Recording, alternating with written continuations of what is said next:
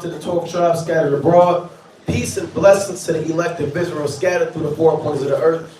Double honors to the elect elders of the house of David, who have been in this truth for decades and decades, patiently waiting for the second coming of Hamashiach, like Yahushua, repairing the breaches in the house of David, and raising up the valley of dry bones. A hearty, mighty shalom to the men of the Lord who are out there on the highways and byways, pushing this truth, magnifying the ministry, presenting their body as a living sacrifice, and sealing the elect. Shalom to those men. Shalom to all of the men that may not be out there on the highways and byways as of yet, but they're working on it, they're studying, they're praying, they're fasting, they're getting built up in the spirit, getting the households in order, and abounding in the work of the Lord. Shalom to the ancient men, the ancient women, and the young children, growing in the knowledge of Hamashiach, like Yahushua. Shalom, shalom. God, Shabbat Shalom, all praises to the Most High for another Sabbath service, another day of repenting, another day of examining yourself. As we always do, we're going to go to Acts chapter 18 and verse 4. The book of Acts chapter 18 verse 4. And he reasoned in the synagogue every Sabbath, and persuaded the Jews and the Greeks. Right, another Sabbath service to persuade Israel, who knows that the Israel to continue in the law, statutes, and commandments, the faith, the brotherly love, the charity, all things to magnify the name of Yahweh Shem Yahushua. And to the men and women coming out of this world, forsaking the ways of this world, right, to compel y'all to be at the church of Berea, to search the scripture daily and diligently to see if the words that are spoken to you are true or not, right? We're just mortal men, right? With the words of the Lord, this is a quickening spirit, right? And the only way we can do that to discern right from wrong is Philippians 4 and 13. Book of Philippians chapter 4 verse 13.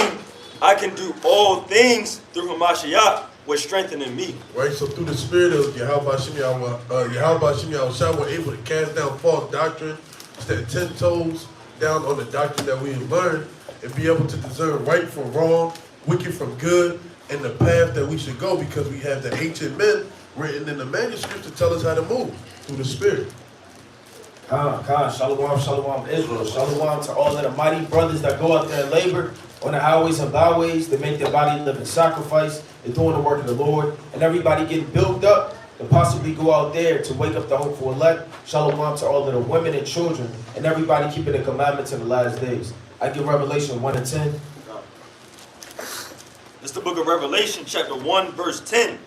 I was in the spirit on the Lord's day. What the Lord say? I was in the spirit on the Lord's day. So you got to be in the spirit on the Lord's day, man. This is the Sabbath day. You have to be in the spirit. You have to be reading. You have to be praying. You have to be exhortating. You have to be teaching. You have to be doing everything it takes in your body and mind and spirit to magnify the name of the Lord. And if you don't have it, get your pencils out, your pens, your notebooks, and everything applicable to take down notes for the breakdown through the spirit. Come. Let's kick it off. Let's go to the book of Sirach, chapter 49 and 4. Right? Actually, yeah, read Proverbs 23 and 7 first.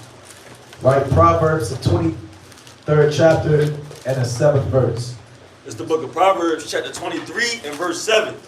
For as he thinketh in his heart, so is he. What the Lord say? For as he thinketh in his heart, so is he. Right? Read.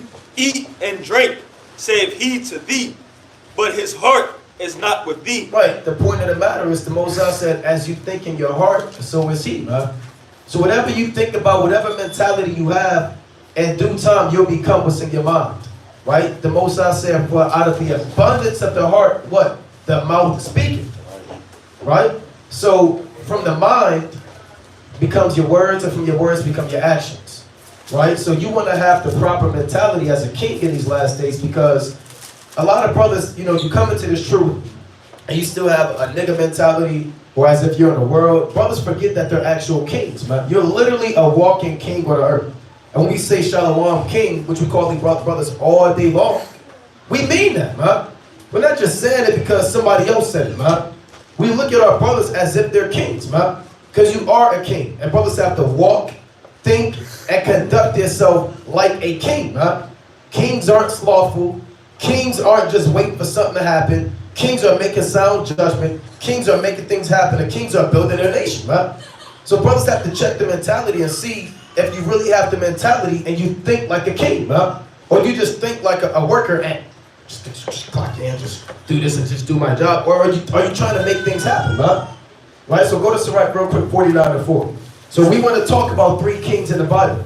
Right? 3 righteous kings. You have many kings in the Bible. Which brothers should read the book of 1 Samuel, 2 Samuel, 1 Kings, 2 Kings, 1 Chronicles, 2 Chronicles, to see who these righteous kings are and what things they did well to please the Most High, and study from them and see their traits and their behaviors and tendencies and apply those righteous things to your life. Right? And then see the wicked things they do and read and say, nah, okay, so I can't do that. Okay, so that's off. That's where that man was taken out of his seat of rulership. Right? So bring that up. Sirach 49 and 4. All except David and Hezekiah and Josiah were defective. Read that again. All except David and Hezekiah and Josiah were defective. You have many kings in the Bible. We could pull up a genealogy or a chronology of all of our kings. You understand, from the time of David around 1010 BC to Solomon in 970 BC all the way down to our last king. You understand, Jeconiah, Zedekiah, and those kings who came out of Josiah. We can go all in our kings, and the Lord said, out of all of our kings, even in the northern kingdom, right? The Lord said, read that one more time. Sirach 49:4. All except David. All except King David And Hezekiah. King Hezekiah And Josiah. and King Josiah Were defective. were what? Were defective. Can the brother pull up the definition of defective? Every king that you read about, this is outside of Yahweh, right? We're all defective. Right? Let's get the definition. What we got? Imperfect or faulty. Imperfect or faulty. Meaning there was a fault in these men. These men went off. The Lord, even though not Yahweh is the only man to walk without sin, the Lord said these 3 men were what? Not defective. So we're going to go into these 3 men and see the things they did and what made them be charged with the Most High. Even Hezekiah had father. You read about that. David had father. Right? Josiah had father. Right? Because we're in the flesh, but the Lord still charged these men without being defective. One more real quick. Go to Daniel chapter 4. Right? Daniel 4:17. Right? Daniel chapter 4 and 17. And these are mighty kings, man. You have to read about these kings. Man, I love reading about King David. Every time I read about King David, I want to be a better me, a better man. You're forced, man, because you're trying to match yourself up and live up to these standards, and you always fall short, but you strive to be like David, man. I strive to be like Hezekiah, man. To be like Josiah. Right, so bring that out, King. Daniel 4, verse 17. This matter is by the decree of the watchers. The watchers are the angels. They watch you, right? Go on. And the demand by the word of the holy ones, to the intent that the living may know that the Most High ruleth in the kingdom of men. That the what? That the Most High ruleth in the kingdom of men. Read.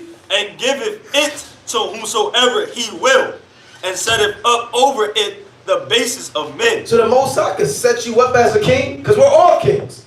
A nation of kings and priests. And the Most High can remove you from being a king. And if a king isn't upholding his office, he's going to get removed, man. Right? That's how the Most High gets down. So you want to make sure you're upholding your end as a king, or the Lord's going to remove you and replace you with another king, man. And we're going to solve, like I said, we're going to go into what you got. Come on. I can get the book of Proverbs chapter 20 and verse 7.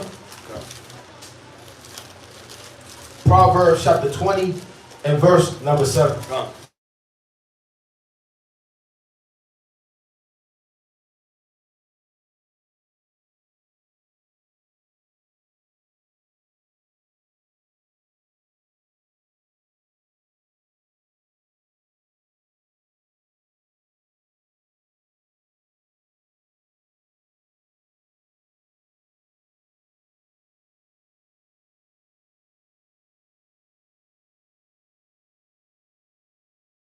In the last days. You understand? Read that again.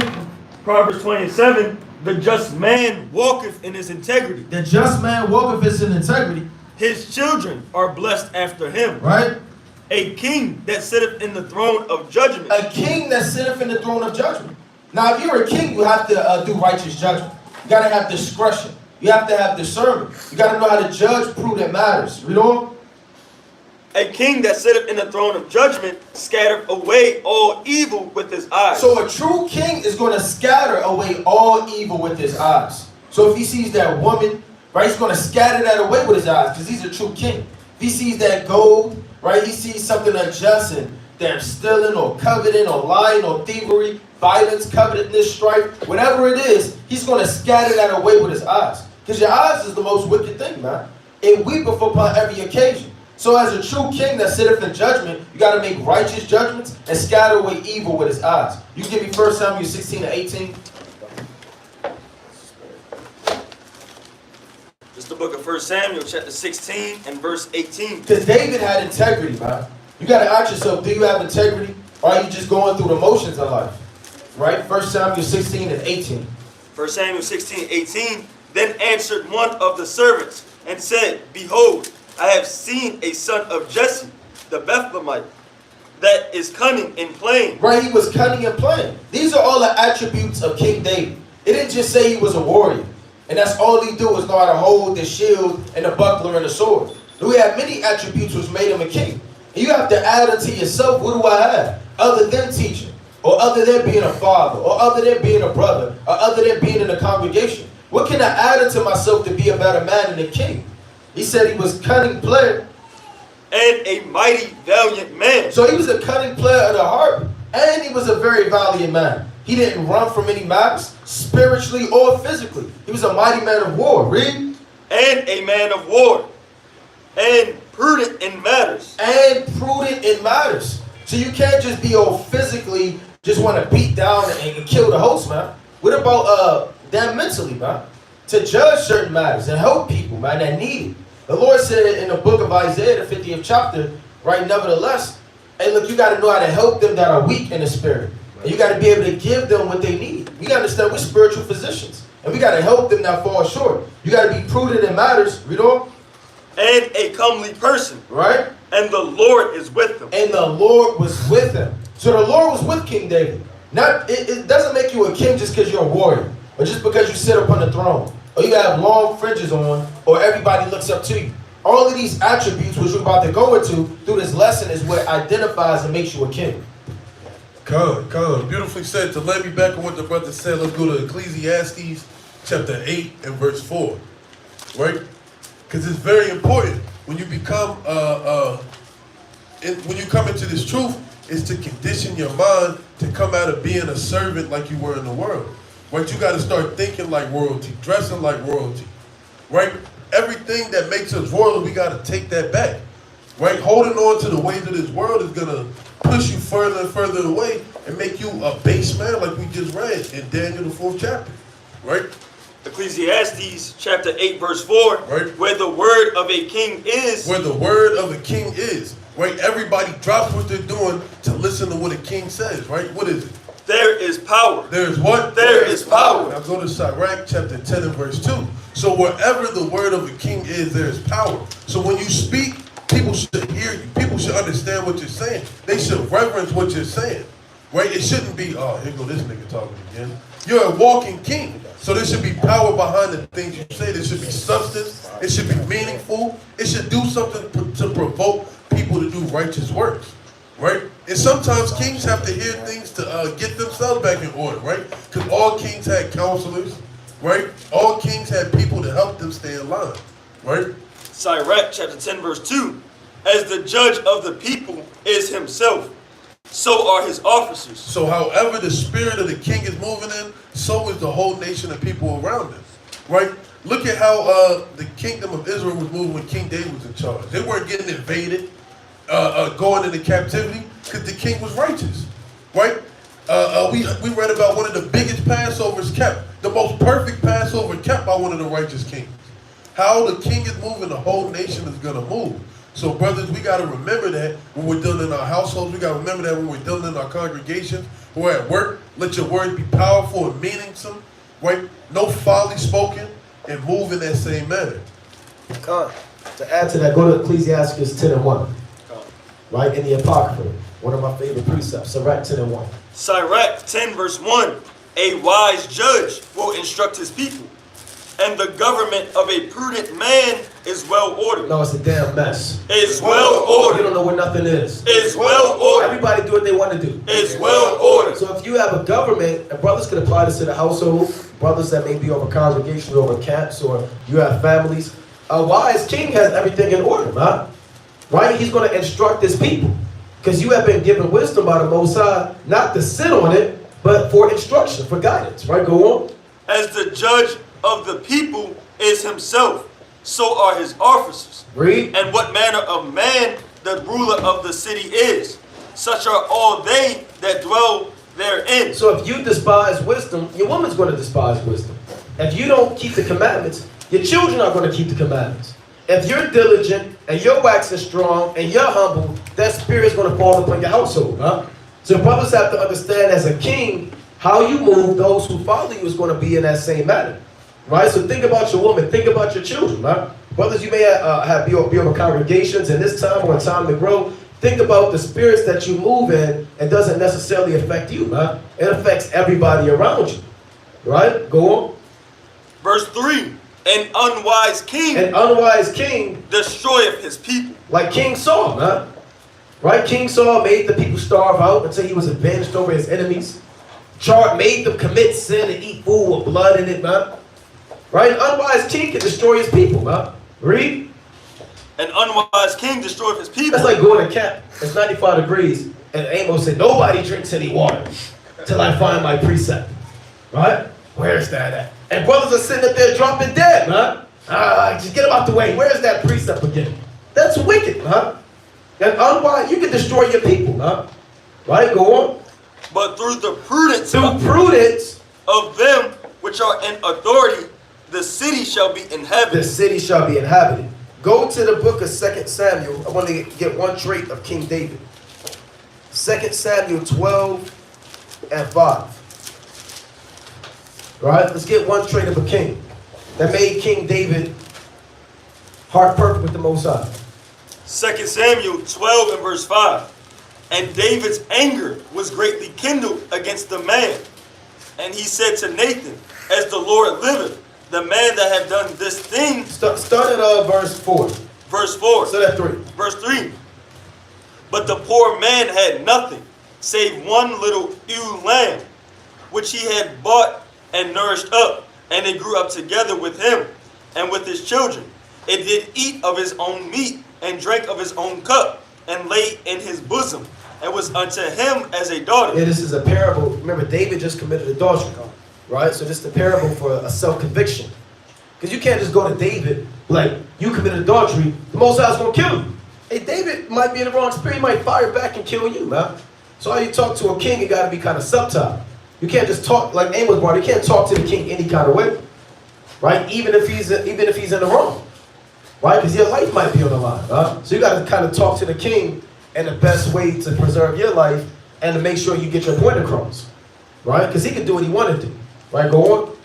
And there came a traveler unto the rich man, and he spared to take of his own flock and of his own beard to dress for the wayfaring man that was come unto him, but took the poor man's lamb. So he stole the lamb. And dressed it for the man that was come to him. Right. And David's anger was greatly kindled against the man. And he said to Nathan, as the Lord liveth, the man that have done this thing shall surely die. Right. And he shall restore the lamb fourfold, because he did this thing, and because he had no pity. Where is that in the law? We have to restore something fourfold. The lamb. Exodus 22. Right? So what if a situation was presented to you and you got to execute judgment? Brothers don't know the law, man. Not saying brothers in this room, but brothers should know the law, man. Right? Wise kings know the law. Right? A wise king like Orion wanted to didn't just go to battle. You got to make tough decisions. Right? You got to know the law, statutes, and commandments. Rather you have situations that arise in your household, or rather somebody comes to you and they need counsel. If you don't know the laws and how to deal with the matter, how are you a king, brother? Just because you said you're a king, kings must know the law. Go to Exodus 22, bro. That's why King David, off the top of the head, even in his emotion, he was angry. He was angry, but even in his anger, he still was able to execute sound judgment. Right? Some brothers, they call themselves kings. You get emotional, you make a wrong judgment, and it causes more problems, man. Or you destroy your house, or you destroy the nation that you're dealing with, man. Like Rehoboam or King Saul. So kings, they know how to separate emotions and judgment, huh? Right? Bring that up. Exodus 22 verse 1. If a man shall steal an ox or a sheep and kill it or sell it, he shall restore 5 oxen He shall restore 5 oxen, for an ox, right? and 4 sheep for a sheep. So David knew the law, huh? Right? How did he know the law? Real quick, Deuteronomy 17:9. Let me get one more real quick. This is how David knew the law, man. Because as a king, you have certain commandments, man, that you have to abide by. 17-19. Leviticus 17, No, Deuteronomy. Deuteronomy 17, verse 19, verse 18. And it shall be, when he sitteth upon the throne of his kingdom, Right? that he shall write him a copy of this law. He shall what? He shall write him a copy of this law. So while he's not at war fighting for his people, he's writing the laws up, man. He's getting in the word. Think about this, man. This is a heavy responsibility for a man. It's not like here in today's society when you can be a president and a prime minister, you just sit in the office all day and do press conferences. They have to go to war, man. Can you imagine Joe Biden going to war? He can't even ride a bike. He's done a conference, pretend he's looking for people to shake their hand, then he falls over. Right? These guys can't go to war, man. They have to go to war, fight, take people captive, chop off heads, clean themselves, and get right into the word, man.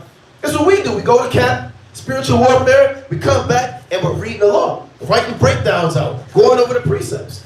Right? Go on. That he shall write him a copy of this law in a book out of that which is before the priests, the Levites. He got to do it before the priests, the Levites. How many brothers have written down the law? Just write down Genesis, just write it over. You know how hard and tedious that is, man? Have you wrote down the law yet? No, I'm still in Genesis chapter 15. And he got to get it done, huh? Read. And it shall be with him, and he shall read therein all the days of his life. Or just read on the Sabbath. All the days of his life. Maybe when he got his day off. All the days of his life. So real kings, they read all the days of their life, huh? Now, our brothers, we have to, as we read this, we're going to examine ourselves and see if we fit these qualifications. Or do we have work that has to be done? Do we read all the days of our life, or you only read on the Shabbat, huh? Or kind of twice a week? Real kings read all day, right? Or every day of their life. Go on. That he may learn to fear the Lord his God. So kings have to learn how to fear the Most High. Read. To keep all the words of this law, right, and these statutes, to do them. That his heart be not lifted up above his brethren. That his heart don't be lifted. Because the king, he's really what? What else is a king? A leader. Not necessarily, yeah, he's a leader, but what else? What's the most important attribute of a king? A servant. A servant. Right? That's the most important attribute of a king. Right? That's in Matthew the 20th chapter. Right? These kings, get that. Can I get that real quick? Come on, 20. I know you got a precept. Matthew, I think that's Matthew 20 and 25. Or Luke 20 and 25. I get a precept right after that. Come on. Yeah, I just want to get this slide. Luke 20 and 25.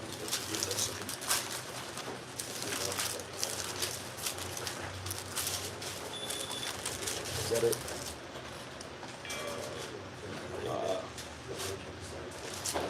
Bear with me. Right, but read that in Deuteronomy 17 again real quick. Okay. It's the book of Luke, chapter 22, and verse 25. 22. And he said unto them, the kings of the Gentiles exercise lordship over them. Yeah, they say they sit around and eat grapes all day, while one guy does the leaf fan on him, huh? Right, and fans him while he's sitting down eating damn green grapes, huh? That's what the heathen do. Get me that. Go do this. Come here. Right? Go on. And they that exercise authority upon them are called benefactors. Right, meaning they're called good doers. Right? Go on. But ye shall not be so. No, we tell people just what to do. But ye shall not be so. Right? But he that is greatest among you. So that's why the Lord said the king's heart can't be lifted up above his brother. He can't say, I'm a king. You're not a king? Right? Go ahead, get out of here, huh? Right, go on. But it shall not be so with you. Let him be as the younger, and he that is chief, as he that doeth serve. See that? So the greatest job as a king is to serve, huh? What can I do for you? Let me get that for you, right? Let me help you out with this. Let me go on a fast with you. Here, let me carry that burden for you. Not just walk around as if you're somebody that you're not, huh? All right, you got it. Salaki, I just wanted to let you back. Yeah, Judith 8 and 24, Bible Shah. This is the book of Judith, chapter 8 and verse 24. Now therefore, O brethren, let us shew an example to our brethren. Right, so it's important as a king to be an example. Right, King David just didn't sit on his throne all day pointing at people. He was a man amongst the people, bringing flagons of wine, bread, congregating around the brethren, right? But you can see how the wicked kings, how they operated, how they levied taxes. They didn't want to hear the counsel. They didn't want to do X, Y, and Z. Right, you got to be an example to the brethren. Because their hearts depend upon us. Because their hearts depend on the king. Right? If the king is scared, how you think the people are going to feel? Right. When they saw the Israelites coming out of Egypt and heard all the wonders that the wondrous things the Most High did for them, the people's heart fell. You know why their heart fell? Because their king's heart fell. Right. Right? It's a trickle-down effect. Right? That one small drop that keeps dropping, it makes a huge bucket of water, a huge puddle. So the king has a little small defect, the whole nation's going to have a huge defect, man. I don't know if I can say it on here, but in 2012, when Obama got reelected, they called him the first, gay president. What happened after that? Everybody started freaking out. Yeah. Whole America got even more freaked out than it ever been.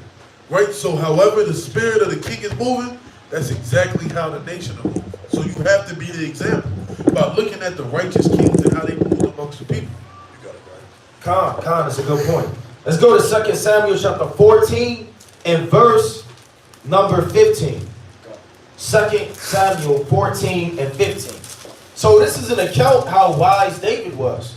Let's go to 2 Samuel 14 verse 15. Now therefore that I am come to speak of this thing unto my lord the king. Right. It is because the people have made me afraid.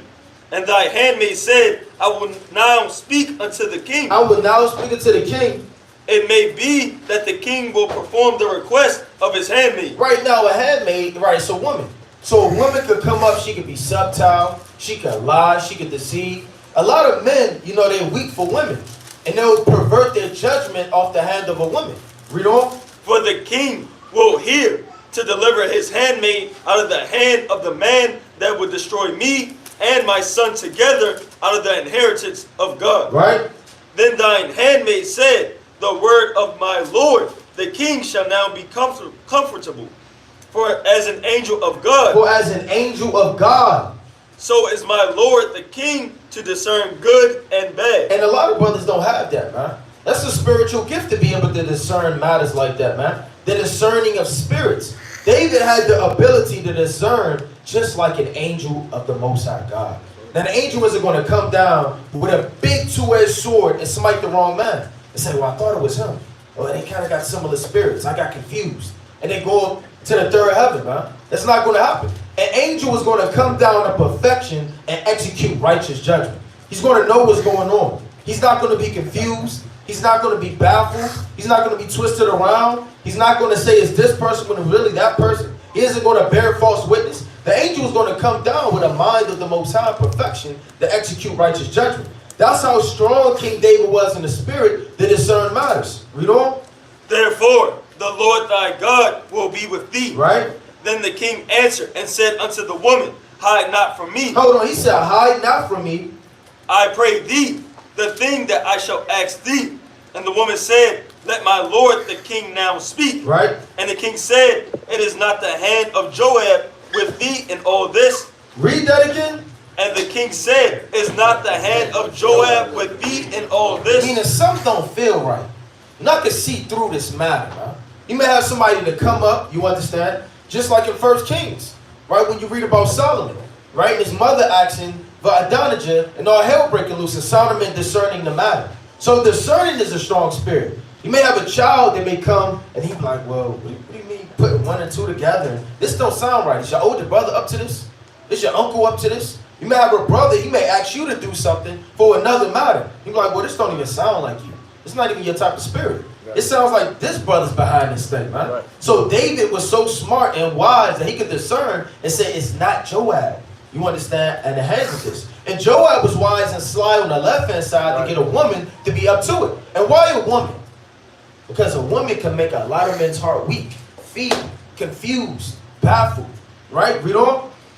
And the woman answered and said, as thy soul liveth, my lord the king, none can turn to the right hand or to the left. Right, you can't confound David, man. Right. You can't push David in the corner and say, well, this is that, and this is that. David said, okay, you're right, I'm wrong, and then he goes sit back on his throne. Right. No, he's going to execute righteous judgment, man, like Yahweh Shem Yahushua told the kings to do. Read. From aught that my lord the king have spoken, for thy servant Joab, he bade me, and he put all these words in the mouth of thine hand. Bro, I can't resist you, King David. You're too wise. You're too knowledgeable. You're a king from the Most High God, and you're right, and your judgment is true. God. That's an excellent point. Discernment, and go to Hebrews 11:1. A king must have faith as well. A king has to have faith, man. And what's another word for faith? Confidence, surety, right? So as a king, you have to have faith beyond measures, right? You can read 1 and 2, King. I'm sure. Hebrews 11:1. Now faith is the substance of things hoped for, the evidence of things not seen. Right. For by it the elders obtained a good report. So that's how they obtained a very good report, by having faith. Now let's go to 1 Samuel chapter 17, and we can start at go to verse 43. Now this is one of the most, without a doubt, without fear, the most faithful thing anybody ever said in the scriptures, in my opinion. Right? 1 Samuel 17 verse 43. And put it into perspective, right? This is King David as a young man, right?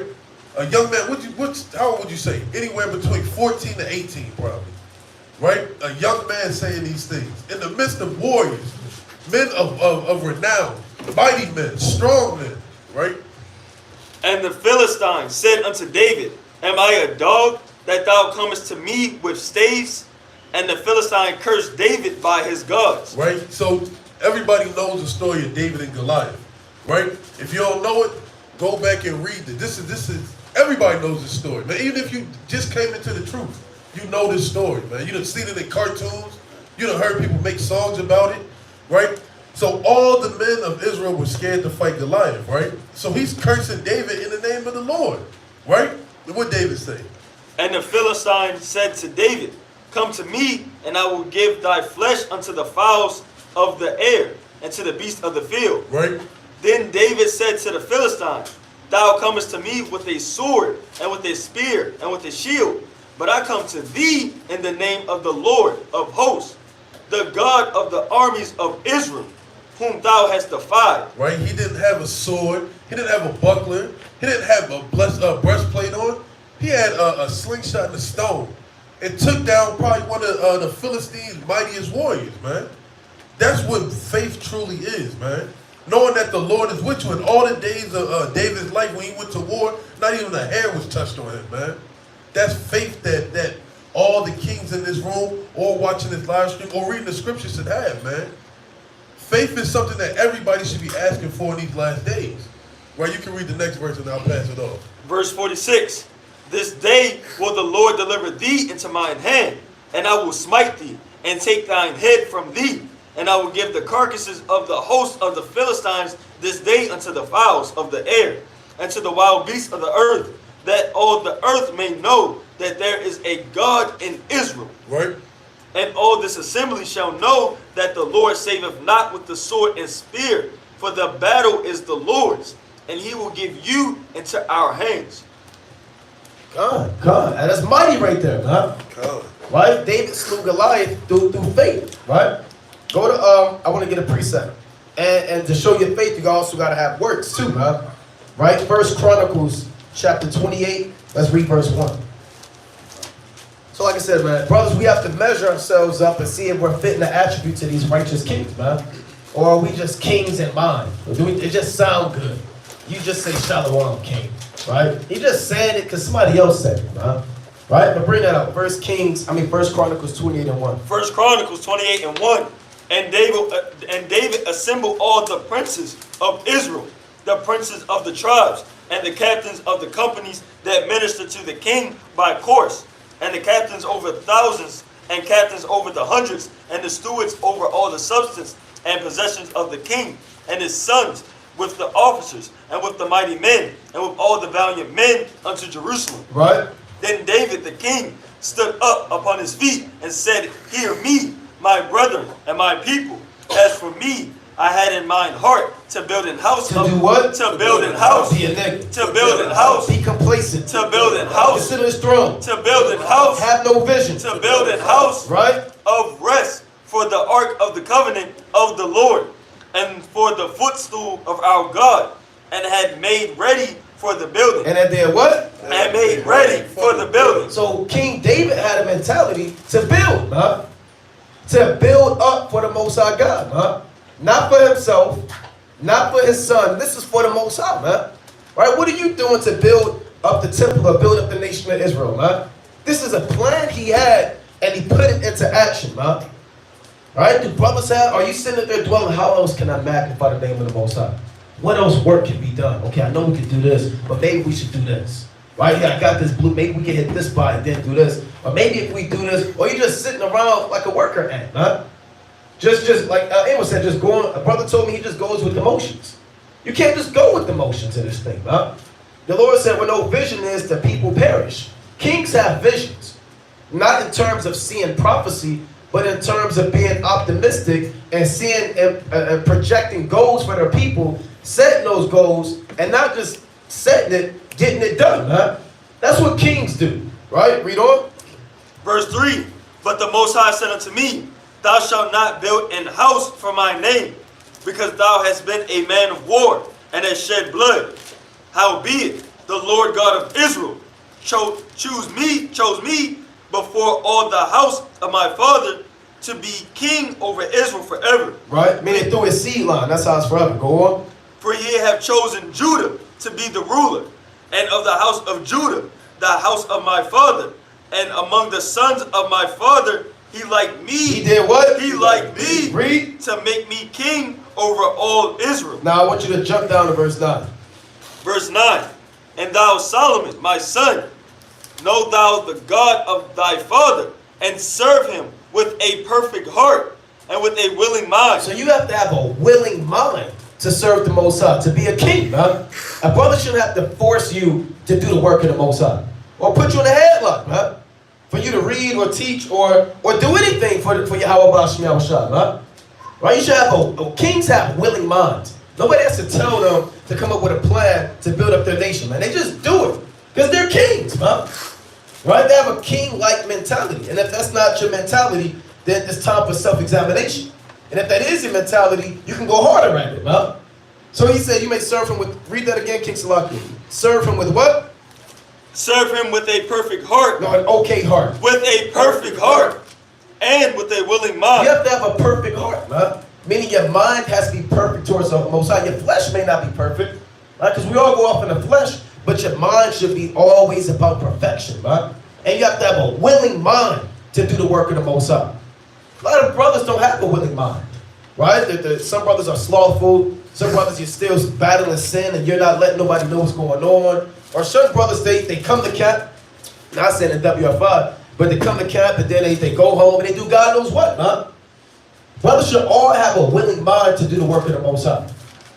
All right, so brother here, he always wants to teach, man. Not for vanity's sake, but for the people, man. That's a willing mind, man. Right? Hey, can I do this? I want to do this. Right? Go on. For the Lord. No, for a man. For the Lord. Read. Searcheth all hearts and understandeth all the imaginations of the thoughts. The Lord knows why you in this thing, man. He knows what's in your mind. Why you come around. Right? Why you're at why you keep the Sabbath.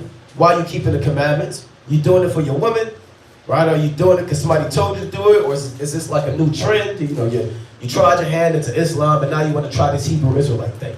Right? Then after that, you're going to try the more thing. The Lord knows why you in this thing. Go on.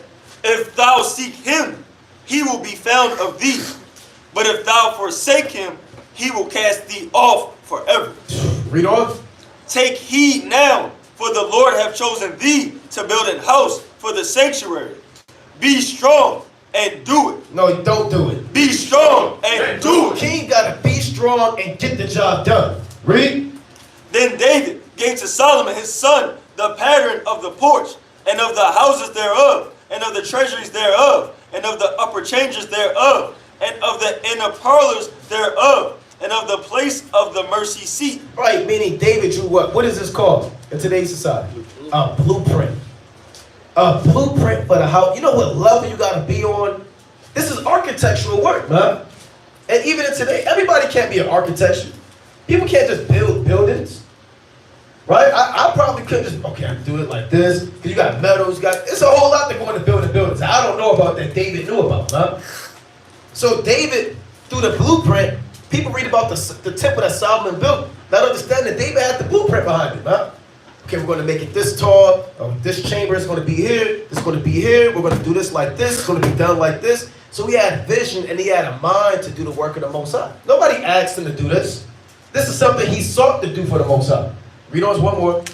And the pattern of all that he had by the Spirit, of the courts of the house of the Lord, and of all the chambers round about, of the treasuries of the house of God, and of the treasuries of the dedicated things. You see that? So he went above and beyond to do the work of the Most High. He had a willing mind, a perfect heart, and brothers have to have that mentality, man.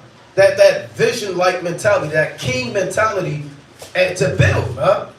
Right? Kings build. Brother went into a king's discern. Kings have faith, and we examined ourselves and see what King David did, and it makes me want to go harder, man. I want to build more for the nation, man. There's more work that has to be done, man. We have to have a willing mind to do it. Calm. That's a mighty point through the Spirit. And also, too, kings, you know what they had? Righteous kings, they have clean hands, man. And David had clean hands, which we grew stronger and stronger thereby. Go to the book of Psalms, chapter 17, and verse number 1. So you have to have clean hands as a king. So we're going into having faith, discernment. You understand? Everything is about war, man. You don't just, okay, well, I like him the best out of the whole wide world and the Bible and the scriptures because he's a warrior. No, it gets deeper than that, man. Right? Go to the book of Psalms, chapter 17, and verse number 1. Psalm 17, verse 1. Hear the right, O Lord, attend unto my cry, give ear unto my prayer. Right? That goeth not out of feigned lips. Let my sentence come forth from thy presence. Let thine eyes behold the things that are equal. Thou hast proved mine heart. Thou hast visited me in the night. Right, and if the Lord actually came and visited you in the night, what would he find, man? Would he find 1,000 blemishes of witchcraft because you rebelled? Would he find 1,000 blemishes of you lying? Because that's all you do. You deceive, hatred, jealousy, right? All type of drunkenness, demons. What is the Lord going to find when he pours up on you, man, in the nighttime, when you least expect it? If somebody comes to you at night, you don't have time to clean your house. They knocking at the door. You just got to open it up, man. It is what it is. My house is the way it is. You can't wake up in the morning, the sun shining, the birds chirping, you clean your house and you getting ready for your guests. The Lord is going to visit you at night when you least expect it. Read on. Thou hast tried me and shall find nothing. And shall what? And shall find nothing. And that's bold, man, to say that. Look, you should come, you should search me from the head to the toe, my mind, my spirit, my body. You're not going to find anything, man, on no type of level. Because I am going to be, as much as I can, retaining integrity, man, and moving as a king should. Read. I am purposed that my mouth shall not transgress.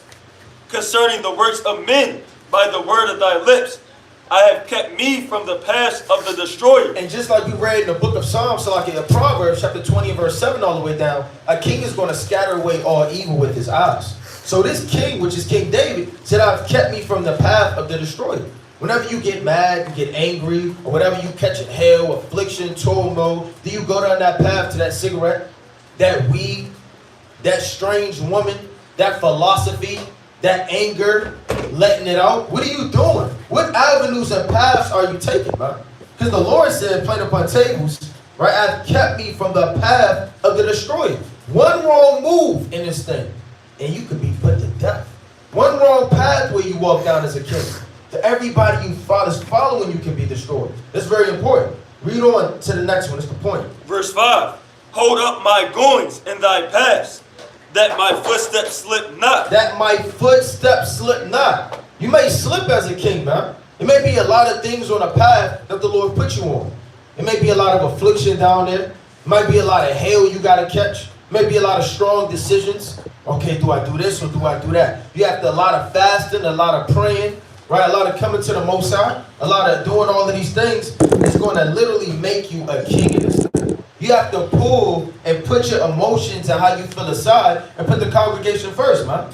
Put your family first. Put put the work of the Lord first. And a lot of men, they put their emotions first, how they feel first. And they do their emotions, and they predicate their emotions off reading for the day. Am I in the spirit? Oh, I guess I'll just get my verse. Or I'm not going to read today. Or I'm not going to pray this week. Or I'm not going to do that. All of your emotions. The Lord doesn't care about your emotions, man. The Lord, like the brother said, the Lord wants you to get the job done. Esau don't give a damn about your emotions, man. Your mom just died. All right, you coming in the 15th or the 16th? Just let me know.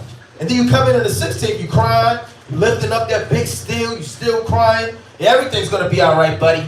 Then he keeps walking, man. He don't give a damn. That steel better be put on that damn place, man. And if it's not, you're going to get fired. Hey, the Most High got a job done, man. Hey, didn't Yahweh say, wish ye not know that I must be about my Father's business, man? Right. No matter what's going on, what hell you catching, the Lord wants you to do what it is that he set you over, man. Everybody has a responsibility. Right, read that again in verse 5, King. Verse 5. Hold up my goings in thy path. And that's what you have to have, mental stability, and call upon the name of the Lord to hold you up. Because nobody else, you can't depend on man. You have to cry and depend on the Lord. Because it's going to get hard in these paths. Read. That my footsteps slip not. That my footsteps slip not. And when you start to slip, that's when you call upon the name of the Lord, and he'll strengthen you. Speaking on that, the precept that go to Sirach chapter 20 and verse 13. Right? That's a very good point right there, man. Right? It's no ifs, ands, or buts in this, man. It's time to get stuff done. Right? And also another attribute of a king is minding your manners when you come to your tongue, man. Right? Minding your manners when it comes to your tongue. Right? After that, let's read that.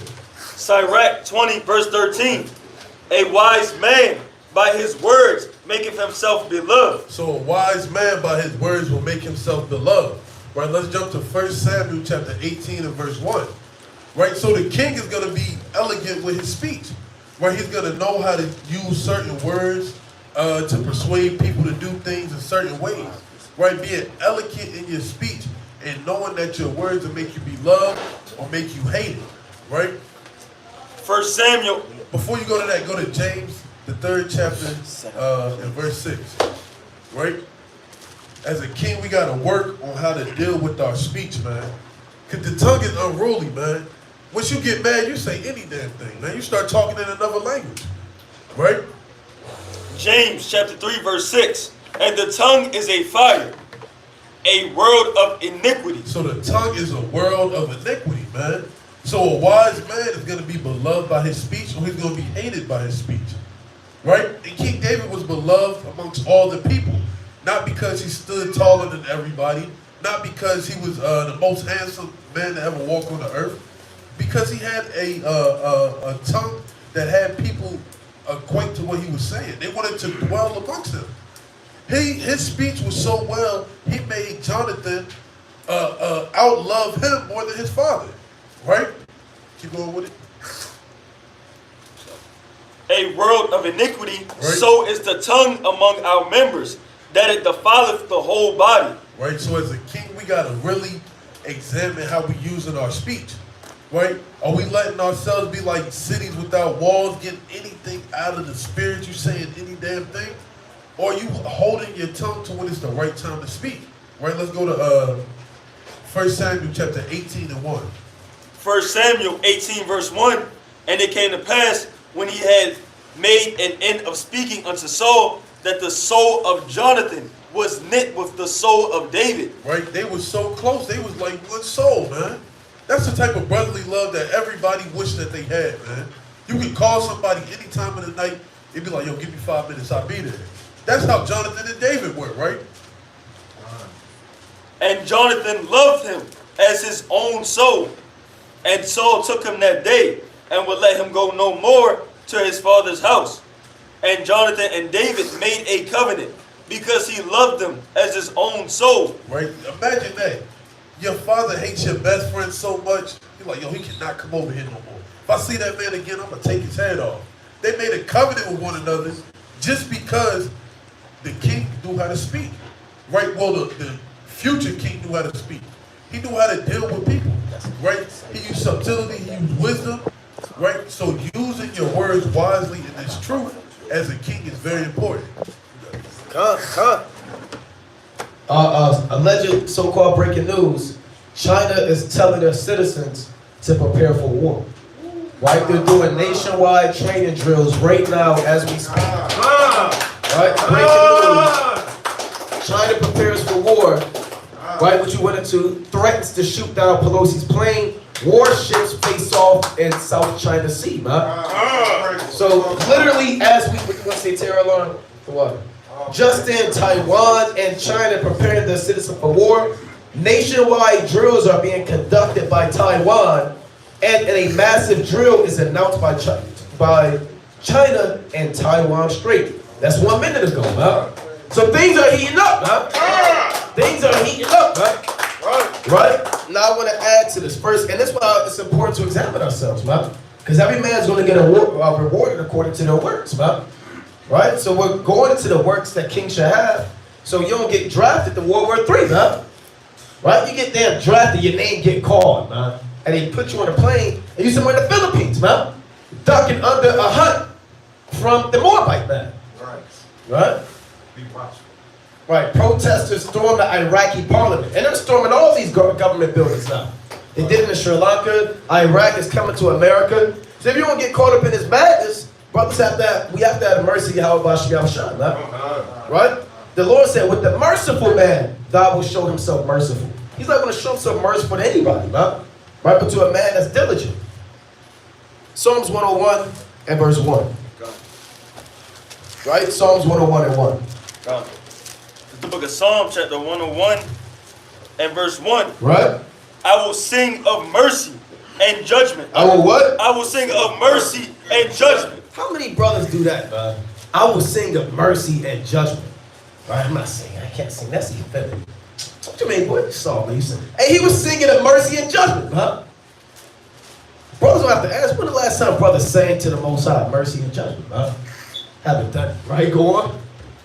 Unto thee, O Lord, will I sing. Right? I will behave myself wisely. I will do what? I will behave myself I'm wisely. drunk on every feast day. I will behave myself I don't know wisely. when to be quiet. I will behave myself wisely. I freak off. I will behave myself wisely. Right? In a perfect way. No, we can't be perfect. In a perfect way. Hey, David said, I will behave myself wisely in a perfect way, man. Are you the brother that's always drunk? You the brother that when you come around and brothers leave the room, about to storm out the room. Or you start talking to brother, nobody called him, but now he got a call. He on the phone, right? Or brother, here come this brother, you already know what he about to do. He about to come to debate. Are you the brother just known, but just not showing up? We know he ain't gonna show up. Right? We already know how that's going to go. We just count him out. Is that your name? You just count it out? People are making plans without you because they just know you're not even going to be around, right? Right? What kind of spirit do you move in, right? Right? Are you the brother whose kids are unruly? We know we got to tell his kids stay home. He can't rule over his house. Right? And his woman, but tell his woman stay home. She keeps lusting after everybody. Tell his woman keep your woman at home, bro. What kind of behavior do you bring in this thing? I will behave myself in a perfect way. Are you supposed to behave yourself amongst the brothers, amongst your wife, amongst your children? You can't just behave yourself wisely amongst the brothers and you go home and you're a lion in the house, man. Or you go home and you're doing God knows what in the dark. I don't have to behave myself in the basement. Where is it at the Bible? You don't have to behave yourself wisely in the basement, man. The basement is a free zone, right? And anything goes down in the basement. But upstairs amongst the brothers, you're behaving yourself.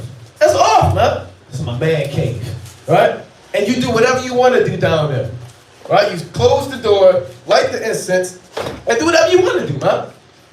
Right? Read Psalms 101, and when you left off again. Oh, when wilt thou come unto me? I will walk within my house with a perfect heart. Brothers gotta walk. This is the house of the Lord, man. And your family's the house of the Lord. Do brothers walk in a house with a perfect heart? Or you just walking around being a nigga, man? Right? You know, your woman got the same clothes on. She got one dress. Right? You getting all of you buy yourself shoes and damn new haircuts and new rims, and your woman got one beige dress with beige fringes and a faded border of blue, huh? Well, one beige head wrap, right? And your children, they only eat, what's them, club crackers, man. They only eat club crackers and juice. They never had meat, they never had that, they just eat club crackers, man. But you eating yourself the fatted lamb.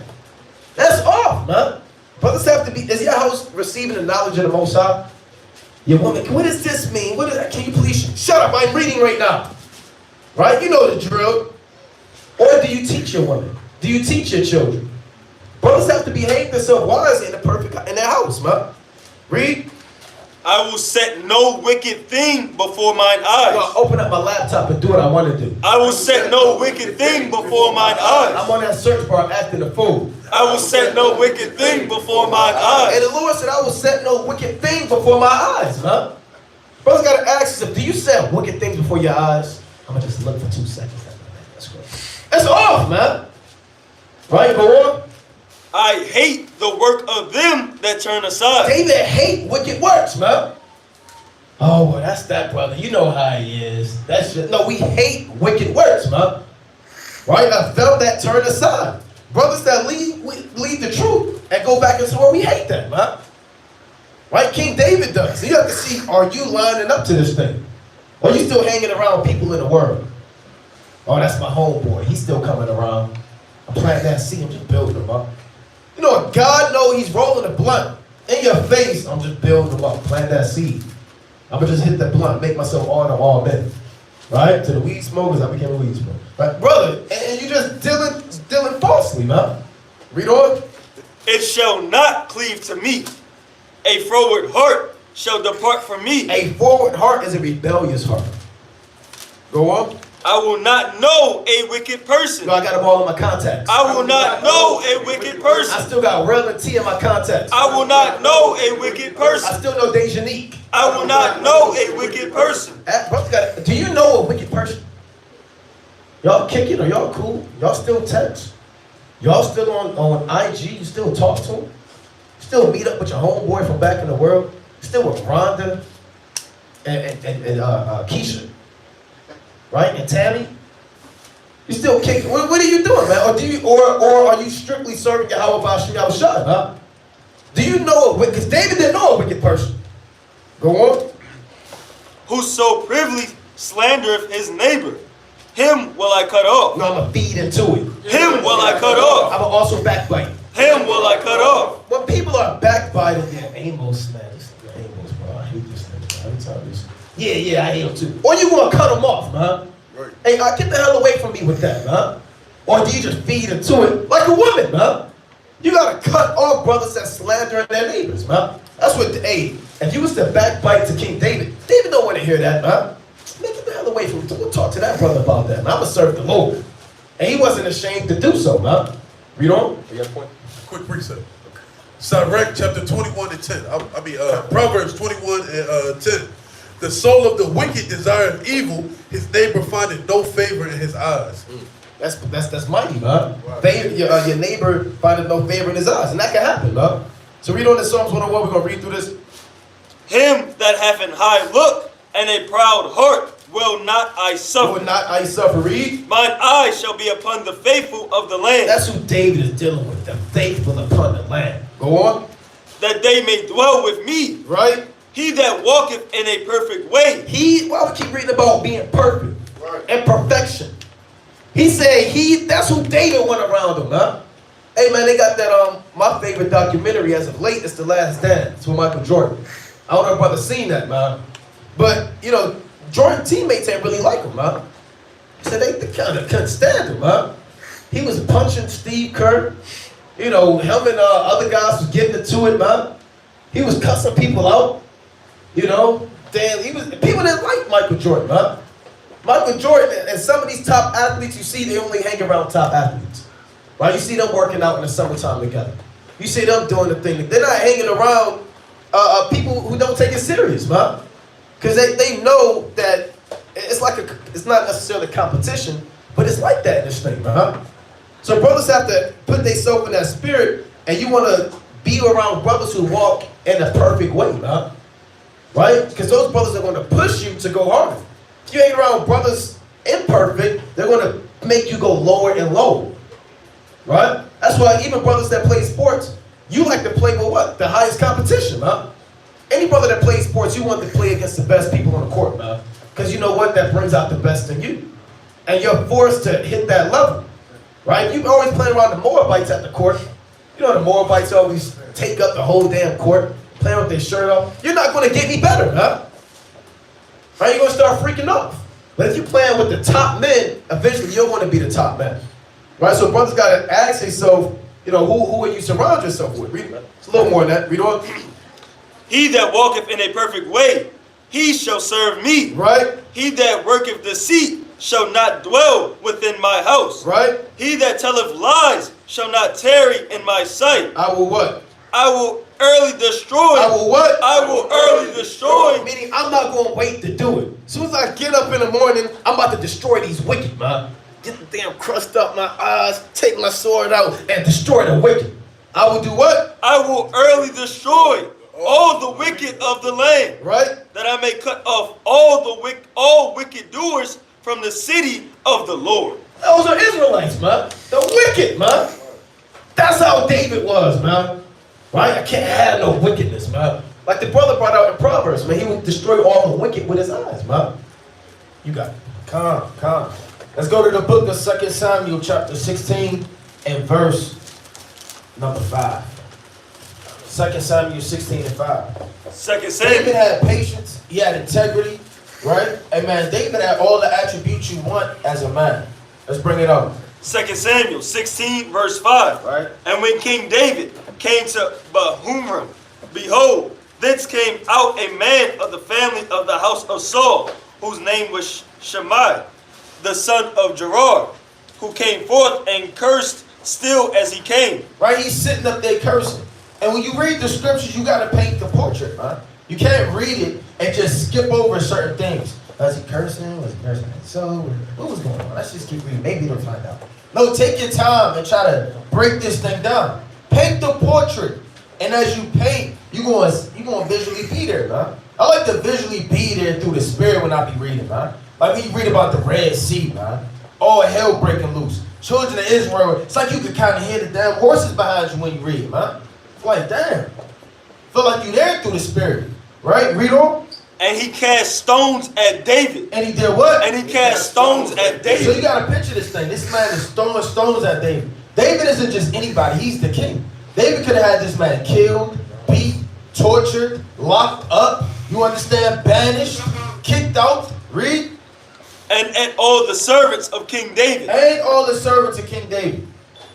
And all the people. And all the mighty men were on his right hand and on his left. Right, so you got to think, David mobbing through, man. He got all his soldiers with him, the mighty men, and that's a sight to see, man. You want to see King David right now, and him with all his hit squad and his mighty men and his servants, you're going to get out the way, man. But then you have a man, he's sitting up there, and he's throwing rocks and he's cursing. Read on. And thus said Shimei, when he cursed, come out, thou bloody man. And thou man of Belial. Right, bearing false witness, going off, throwing rocks, being jealous, being envious, come out. Right, thou bloody man, thou man of Baal. Read on. And the Lord hath returned upon thee all the blood of the house of Saul. But where is that written at, man? Talk about it. Read that again. Right, making up stuff, man. Who are you to speak for the Lord? Read that again. The Lord hath returned upon thee all the blood of the house of Saul. So he's taking it upon himself for vengeance on King David, the anointed. Read on. In whose stead thou hast reigned. Right. And the Lord hath delivered the kingdom into the hand of Absalom thy son. And behold, thou art taken in thy mischief, because thou art a bloody man. So David could have did anything in this account, but he was patient. You understand? Nevertheless, this man still got killed by Solomon when he came into power. Nevertheless, David was patient. So you can have somebody cursing you, throwing rocks at you, trying to beat you up. You got to have the patience of David, huh? David fled from Saul. David could have killed this man, but he didn't.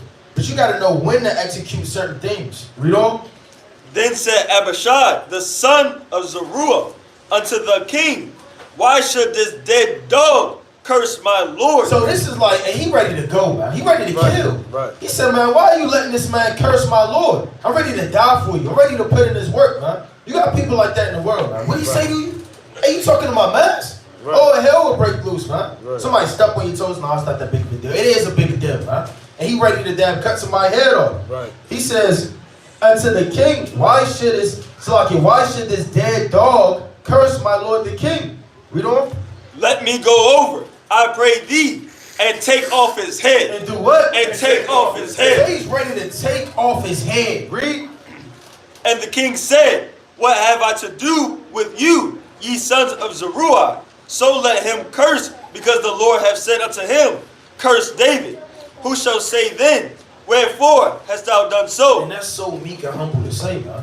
Because when you at such of a power like Joseph was, man, right? He didn't have to feed his brother. He didn't have to be there for his brother. But in that higher state, he still showed mercy, man.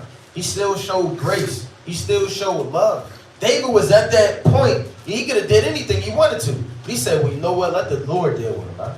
Let the Lord deal with him, man. Whatever the Lord seemeth good or fit, all praises to the Most High God. And what happened? What did the Lord seem fit for cursing the anointed? He got put to death. Come. You guys want? Come on, I get that. All right, Con, let's go to 2 Samuel 3:1. And I'm going to link it up. Right? And every time you read about, if brothers have read 1st and 2nd Samuel, David always inquires of the Most High before he makes a move, man. Anytime you read about David inquiring, should I go up against the Philistines? Right? Or should I go and do this? Some brothers, you just do things presumptuously, man. I think I feel like doing this today. Nah, I'm going to make this move. Did you ask Yahweh Bashmi? I was shot first and foremost. That's what King David did. Any move he made, small or great, he always inquired at the Lord first, man. And that's why he was preserved. And that shows your faith, man. Right? Because when you make moves and things you want to do on your own, hey, you're bound to be destroyed, man. And things can happen to you, man. That's why you got that flat tire, brother. Yeah, you almost swerved off and somebody cut you off, or God knows what happened to you, man, because you didn't inquire at the Lord, man. You just went to do your own damn thing. Right? 2 Samuel 3:1. Quick precept. 2 Samuel 3 verse 1. Now there was long war between the house of Saul and the house of David. Right? But David waxed stronger and stronger. What do kings do? David waxed stronger and stronger. He fell out. David waxed stronger and stronger. He's still on the same level he was when he first came in the truth. David waxed stronger and stronger. Read. And the house of Saul waxed weaker and weaker. Wax what? Waxed weaker and weaker. Are you waxing stronger and stronger, or are you waxing weaker and weaker? See, it's no in between. There's no in between with the Most High. Right? Either you growing or you're decreasing.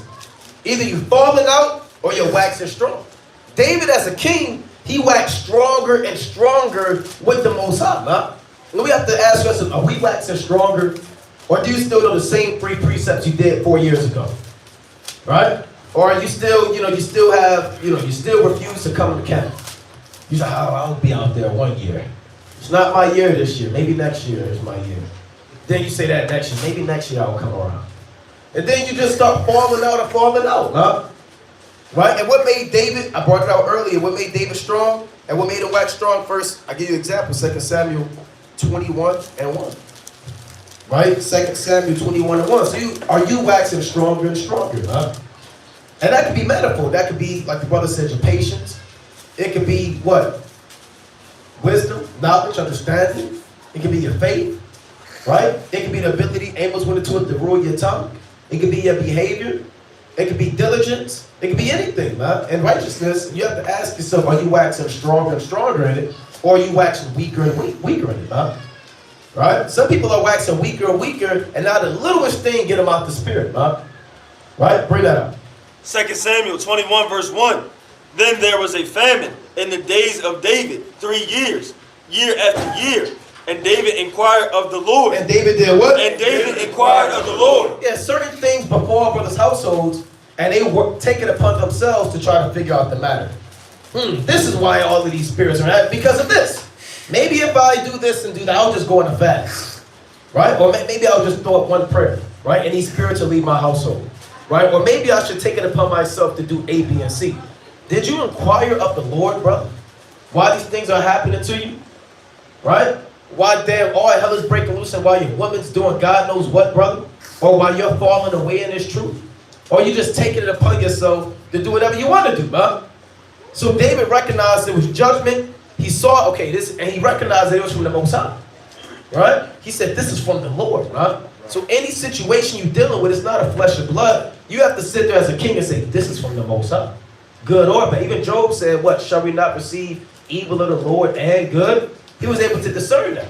So you have to recognize all things come from the Most High and then inquire of the Lord how to solve that matter. Read on. And the Lord answered, it is for Saul. And the Lord answered because he inquired of him in haste. Read on. And for his bloody house, because he slew the Gibeonites. Right, because he slew the Gibeonites that Joshua made a league with in Joshua the 9th chapter. That where they said, we're not going to slay you, we're going to make you hewers of wood and drawers of water. Go on. And the king called the Gibeonites and said unto them, now the Gibeonites were not of the children of Israel, but of the remnant of the Amorites. And the children of Israel had sworn unto them. And Saul sought to slay them in his zeal to the children of Israel and Judah. Yeah, wicked zeal, man. A zeal, but not according to knowledge. Right? So the point of the matter is you have to inquire of the Lord. And you can't do things out of wicked zeal. Right. Oh, I was zealous. I just damn took a damn gun out the camp, man. Right? And then just let loose these damn Edomites, man. Brother, that's zeal and wicked, man. You don't want to have zeal and wickedness, man. I'm out, man. I'm starting camp right now. Y'all waiting too long, man. Just get out and go to camp. And then 10 guys just come out and just beat you up, man, and kidnap you, man. Right? And what happened to the brother? He said, I'm out. I'm leaving the class. I'm just going to camp. I got to shake the hand. That's wicked zeal, man. Right? You don't want to. Out of order. It's just out of order zeal. So Saul had out of order zeal. I'm so zealous. Just got to kill anybody. And he slew the Gibeonites and caused a famine in the land. So you brothers got to examine themselves and see what spiritual moving in, huh? He killed a lot of people because of his zeal. Right. Right, what you got? Like the brother in D.C., I was talking to him for an hour straight. The elders about me to teach him, and then he went up and he punched the Yeah, he did it. And he missed, he did a hook. He did his hook, but you know, that's right. Come. And speaking on more attributes of being the king, we only got to deal with David. You know, so the Lord willing, the next episode we'll do the other kings, man. Right. But also being a king, you gotta have short-term memory, man. You can't let your sins weigh you down. Right. Let's go to the classic. 2nd Ezra 16 and 74. Right, you gotta have short-term memory, man. Right, in Proverbs 24 and 16, man. You gotta have short-term memory, man. We all fall short. King David fell short, but did he sit there and wallow and cry for 10 years? No, he stood upon his feet, repented, prayed unto the Lord for forgiveness, and got back to the grind, right? 2nd Ezra 16 and verse 74. Right. Hear, O ye my beloved, saith the Lord, behold, the days of trouble are at hand. Right. But I will deliver you from the same. Be not afraid, neither doubt, for the Most High is your guide, and the guide of them who keep my commandments and precepts, saith the Lord God. Let not your sins weigh you down. So the Lord said, let not your sins weigh you down. Right, let's go to an example of King David mourning and fasting for his sins. And after that passed, he stood upon his feet. Let's go to 2 Samuel chapter 12 and start at 15. 2 Samuel 12 verse 15. And Nathan departed unto his house, and the Lord struck the child that Uriah's wife bare unto David. So, pretext to what's going on, Uriah, he was a captain of David's army. David saw Uriah's wife, couldn't help himself, right? Had the man put to death, and he laid with his wife. So now, this is now King David's wife, and she's pregnant, but the Lord struck the baby with a sickness, right? And it was very sick. David therefore besought the Most High. What did David do? David therefore besought the Most High. We keep reading accounts that David didn't lean to his own understanding. He always went to the Lord in every situation, right? For the child. And David fasted and went in and lay all night upon the earth. So he was vexed. He was fasting. He was crying. He was beseeching the Lord that the child not be sick. And, you know, a lot of us are here are parents.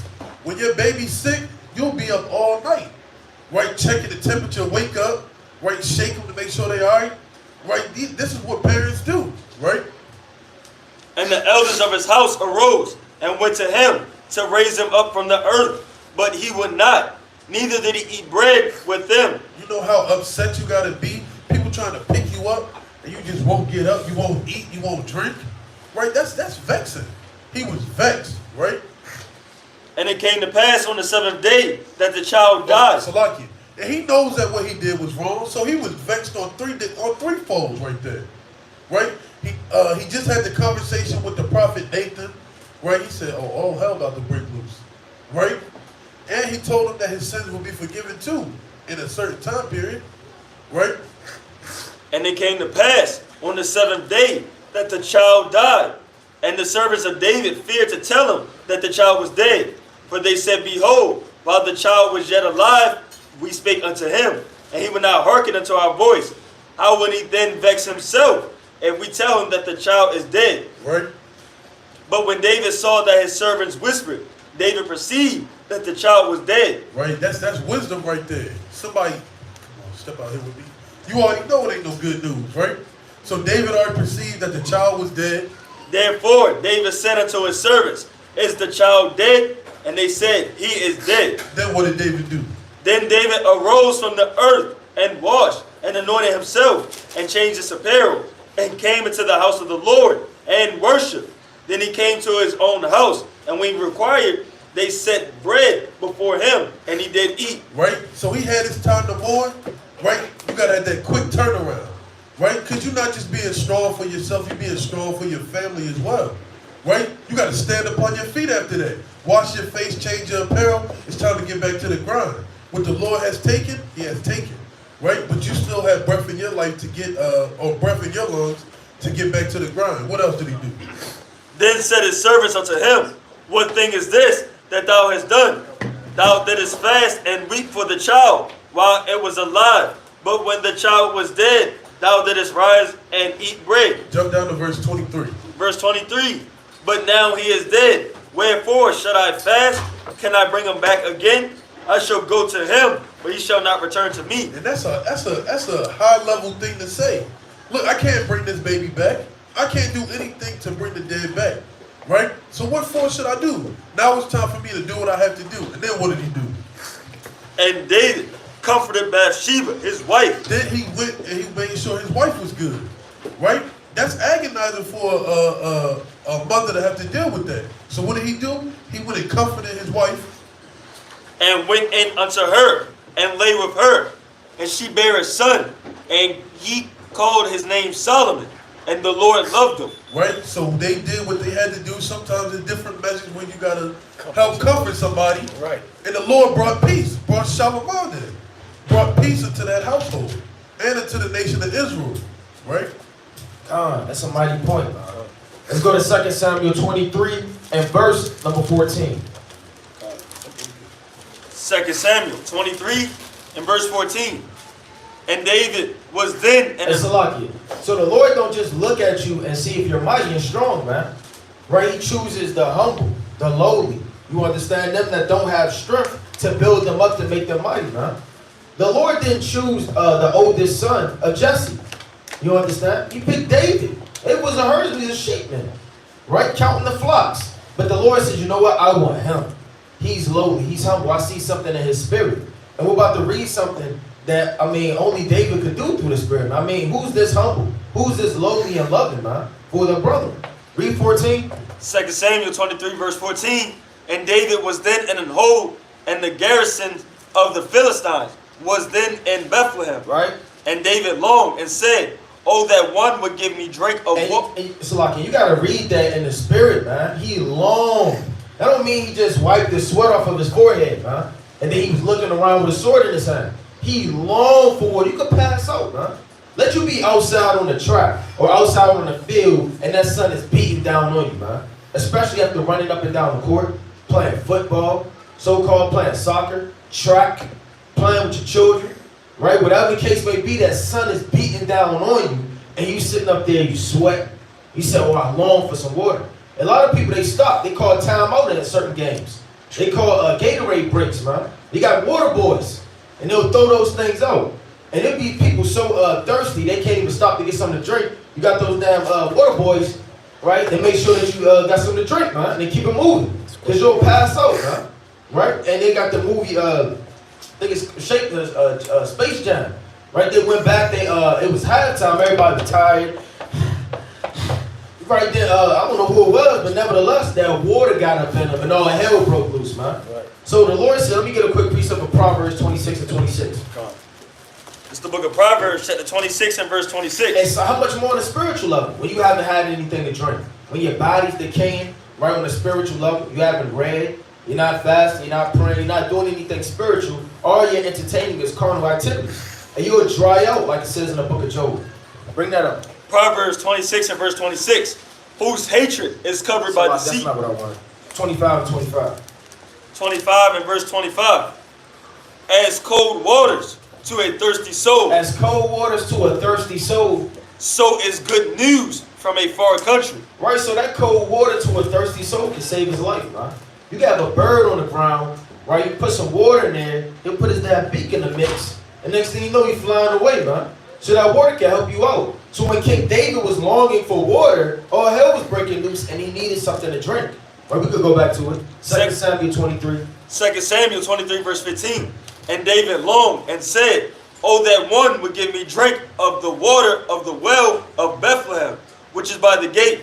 And the three mighty men break through the host of the Philistines. Right, they literally risked their lives for King David. This is the king. We have to make sure that he's healthy to be able to lead and give orders. Read. And drew water out of the gate of the well of Bethlehem that was by the gate, and took it and brought it to David. Nevertheless, he would not drink thereof, but poured it out unto the Lord. And poured it out unto the Lord. Why did he do this? A lot of people may read this one and say, that doesn't make any sense. He could have gave it to the three men. You know what? He could have drunk it. Or he's being overrighteous. Why did he do that? The Lord said, blessed is he who his conscience is not defiled, whose hope is not fallen from the Lord, paraphrasing. So David's mind and his spirit was to love his brother. I can't with good conscience drink that when these men risked their lives. They could have died. They could have had families. You understand? Their wives and children. I'm not going to drink that. We all going to suffer. I'm not going to eat at Camp and Duck on where everybody's tired, they're hungry, they're thirsty. Just because you're in a high position, you get to eat. You get to sit down. You get to drink.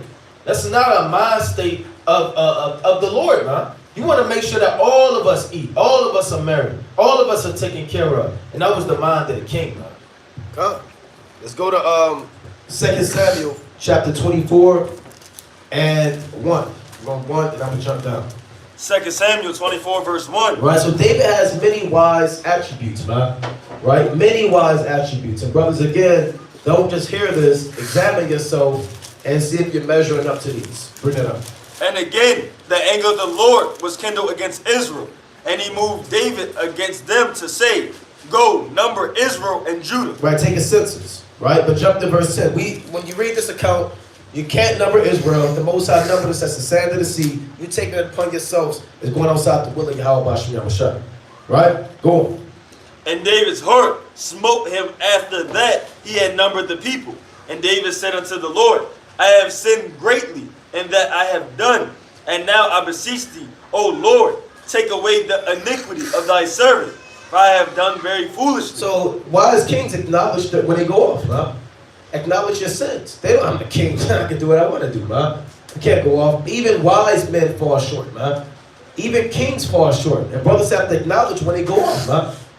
Right? You know when you went off, man. Nobody goes home and live with brothers, man. And is with you in your house, man. Brothers have to literally acknowledge the fact when you go off, man. Read on. For when David was A lot up of brothers, I'm a man. I can never go off, man. Right? I'm from the tribe of Judah, man. She went off. He went off. Right? That brother did this to me. But what, brother, what did you do, brother? Right? Go on. For when David was up in the morning, the word of the Lord came unto the prophet Gad, David's seer, saying, go and say unto David, thus saith the Lord, I have offered thee 3 things. Choose thee one of them, that I may do it unto thee. He said, all right, you went off, you acknowledge your sin. I got 3 punishments for you. You can pick one. All right, go on. So Gad came to David and told him, said unto him, shall 7 years of famine come unto thee in thy land? You want 7 years of famine? People starving to death for a long time like ancient Egypt, man. Go on. Or wilt thou flee 3 months before thine enemies? You want to be on a run, leaving your household from your enemies for 3 months. Which one you want to be in chase? Destitute, a pilgrim on the earth. Go on. While they pursue thee, or that there be 3 days pestilence in thy land? You want 3 days of disease just killing everybody, man. What do you want, man? Right? Go on. Now advise, and see what answer I shall return to him that sent me. And let me know, because I got to tell it back to the Most High what you choose. Now, a lot of brothers, well, I'm thinking about the family, because, okay, with the family is 7 years, if I pull a Joseph and I take a fifth part of the land for each year, I can reserve it and we can survive the famine. Okay, but if I run from my enemy, I know I got this safe place right here, and I can. And you're trying to make it make sense for you, man. Trying to come up with some type of escape route and try to make the best out of either one of the ones you want to choose, man. But what did David do? Read on.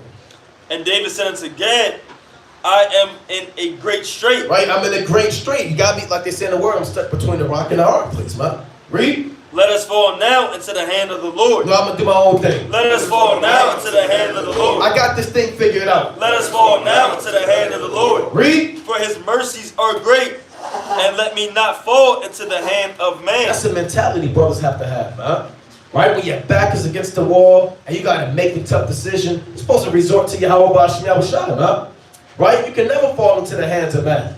Right? A brother might put you in you might be in Jacob's trouble. It might be all hell breaking loose. Somebody might put you in a bind, man. You or your wife or your daughter. Which one gets the gun to their head? Well, if I have my daughter, I can make another daughter for my wife. Give me the gun. I'll take my daughter. Right? Then he killed you. Then you get destroyed, man. Look, brother. I'm gonna call the Purging Yahweh. I'm gonna let Yahweh Shah decide, man. I'm going to put myself in the trust of Yahweh Shah. Then an angel come down and smite that man, and all y'all get delivered, huh? So how many situations and dilemmas that you may have been in if you was to call upon the Most High and not resort upon your own mind, which you have been delivered from, huh? Many jams and tight spots and situations and altercations. If only you were to fall into the hands of the Lord and not lean upon your own mind, you would have been delivered, huh? And never gotten yourself even in that situation, huh? And even if you get in that situation, you resort to Yahweh Shah, huh? Okay. Right? And to touch on one thing, let's go to 1 Kings 2, right, and verse number 2, man. And we can't forget this, man. You could be wise, you could be prudent, you could be knowledgeable, you understand? You could be a warrior, you could execute a righteous counsel and do all of these things, but it all boils down to 1 Kings chapter 2 and verse 2. 1 Kings chapter 2 verse 2. You can start at 1, Bible Shah. Verse 1. Now the days of David drew nigh that he should die, and he charged Solomon. Right, and a lot of people when they die, what do? They execute a will. They say they come visit me. You know, I want you to take care of your brothers. I want you to take care of your sisters. You know what? You can have my car. You can have my house, whatever the case may be. You know, they start to give away what it is that people may be fighting for or what they may want. But David's mind was different, man. Wasn't over a 1975 damn Lincoln, man. And who was going to get it first? It was over one and one thing only. Read on. And he charged Solomon his son, saying, I go the way of all the earth. Be thou strong, therefore, and shew thyself a man. And do what? And shew thyself a man. And shew thyself a man. Read. And keep the charge of the Lord thy God, to walk in his ways, to keep his statutes, and his commandments, and his judgments, and his testimonies, as it is written in the law of Moses, that thou mayest prosper in all that thou doest, and whithersoever thou turnest thyself. And that's what's important to teach your children, man. Not to hold the basketball. Not what do you want to do? Do you want to play football or baseball? Pick one. Or do you want to play basketball? Let me know by the time you turn 5 years old. Watch a bunch of tapes and let me know. What's important for a father to teach a child is the commandments, the laws, the statutes, the judgments. All of these things are practical for a man to know, man. When you read the book of Tobit, man, we ain't about to really get into it, but he charged his son. Every wise man is going to charge his son to keep the commandments, right? To bury me and my mother when I get an old age. Do it righteously. Have integrity. Keep the laws. That's what a father's going to teach his children, man. That's what the Heavenly Father teaches us and tells us to do. Right, Vito? Verse 4. That the Lord may continue his word, which he spake concerning me, saying, if thy children take heed to their way, to walk before me in truth, with all their heart and with all their soul, there shall not fail thee, said he, a man on the throne of Israel. They shall not fail thee, said he, a man on the throne of Israel. We keep these commandments. If we stay on fire, it's going to be nobody stepping off the throne, right? Of King David, man, the house of David, and the kings of Judah. But if we rebel and do God knows what, we'll be chastised, afflicted, and destroyed, man, as a nation of people. So David, he had in his mind, before he gave up the ghost and went to the third heaven, to do what? To charge his son to keep the commandments of God. You got cut. God. It's like I want to get one more. Bear with me. Let's go to the book of Wisdom of Solomon, chapter 6. And we can read verse, let's start at 1. Wisdom of Solomon 6:1. Hear therefore, O ye kings, and understand. Learn, ye that be judges of the ends of the earth. So this is a charge for kings. Go on. Give ear, ye that rule the people, and glory in the multitude of nations. For the power is given unto you. For power is given unto you. Of the Lord. Of the what? Of the Lord. Read. And sovereignty from the highest. Who shall try your works and search out your counsel? So kings, kings don't want to get a high judgment, huh? Read on. Because being ministers of his kingdom, ye have not judged aright. So brothers that are in positions of high authority, which we all are as kings, the Most High is going to search us first. Judgment shall begin first at what? At the house of the Most High. In Ezekiel the 9th chapter, the judgment began at the ancient men that were before the house, huh? So judgment is always going to befall the kings first. If you're not judging it right, if you're going off, you're giving heed to the flesh, you're not making sound judgment, the Lord is going to cut you down, huh? You have not judged the right. Read. Nor kept the law. Nor what? Nor kept the law. If you're going off, going astray, doing whatever you want to do, nor walked after the counsel of the Most High. what's going to happen to you? Horribly and speedily shall he come upon you. For a sharp judgment shall be to them that be in high places. See that? The Lord said a sharp judgment shall be to them that be in high places. We're all in high places, man. We're all kings and priests. But if you're not judging the right, moving in the spirit of our forefathers, a horrible, speedy judgment is going to befall you. Read on. Verse 6. For mercy will soon pardon the meanest. Mercy will soon pardon the meanest. Read. But mighty men shall be mightily tormented. Right? Brothers that are mighty kings, you know the precepts, you know the breakdowns. If you don't live up to that, you're going to be mightily tormented. The same way the Most High gave you knowledge to be mighty on the right hand side, he's going to, as much as you know, and as much power as he gave you, that's how much power he's going to use to destroy you, man. That's how the Most High get down, man. Right? Jump to verse 21. Verse 21. If your delight be then in thrones and scepters. No, blunts and cigarettes. In thrones and scepters. No, weed and women. In thrones and scepters. Brothers' delight, our delight is in thrones and scepters, man. Brothers wonder, I never held a scepter before. What does that feel like? An all gold? I held a staff. Brothers held all types of stuff, you know what I'm saying? But brothers never held a scepter. Right, go on. O ye kings. Oh, ye what? O ye kings. Read. Of the people. Honor wisdom, that ye may reign forevermore. So if you honor wisdom, you'll stand as truth and you'll reign forevermore. But if you depart from wisdom, horribly and speedily shall he come upon you, for a sharp judgment shall be to them that be in high places. But with that, Kwam Yasha! Kwam Yasha! Kwam Yasha! Kwam Yasha!